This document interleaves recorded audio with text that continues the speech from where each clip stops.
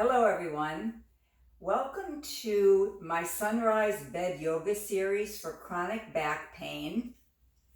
For the past few weeks on my Instagram, I've been showing you these movements separately. So today I'm going to put them all together for you.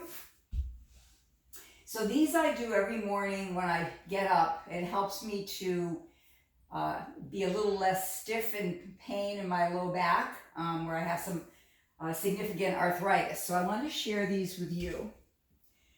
So the first thing in lying on your bed here or on your mat, the first thing I do is gently draw the knees into the chest. Sometimes I like to rock a bit side to side or circle the knees around. Again, remember, I always like to remind you that you know what you need. You feel these sensations in the body, and it's really important to follow your instincts and to be able to decide, oh yeah, this feels okay or it doesn't feel okay. So really that's very important. And this movement here is also a great alternative to child pose, which I'm going to end with. So I'll remind you about that as well. Remember, you don't want your hands directly pressing on the kneecaps with any pressure, so I usually have my hands below or underneath my knees, okay? And I may stay here a few breaths, again, just checking in, seeing how I feel. Now, the second movement in the Sunrise Bed Yoga series is Apanasana.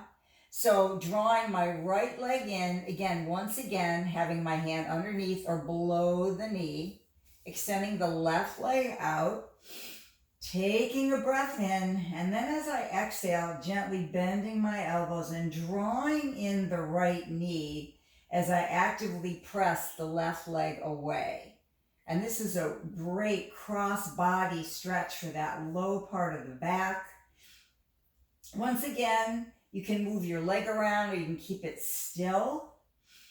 Breathing here, full breaths. Again, I always encourage you to take nice full inhales and then maybe even longer exhales, which can be really beneficial if we are in pain because it will help us to relax a bit, okay? So you do this both sides, of course, bringing up the other side, gently drawing that knee in and extending the right leg away here. Pause. Now, if it's better for you to keep that right leg knee bent, then feel free.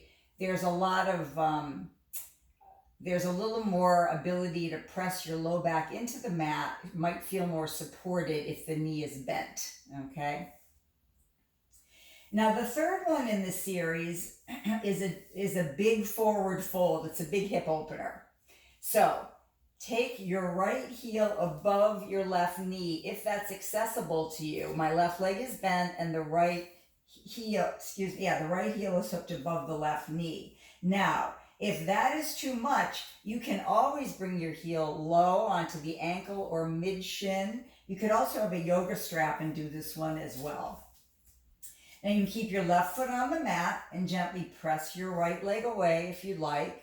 You can also, and this really intensifies the movement, lift that left leg off the mat maybe, bring your hands behind the left thigh and press the right leg away.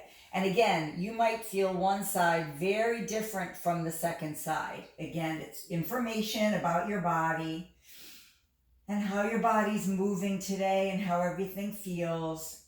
And again, I usually hold this one. This is a really good one for me, so I hold this at least 5 breaths, and then I'm going to switch to second side with those same choices of where do I want the ankle to be. And then maybe again, keeping my right foot down or maybe lifting it up. Again, breathing here. This is also called supine pigeon in yoga. Figure 4, there's different names for it. Nice. Now usually what I do, my challenge side is my right side. I have a lot of challenging arthritis in this side of my spine.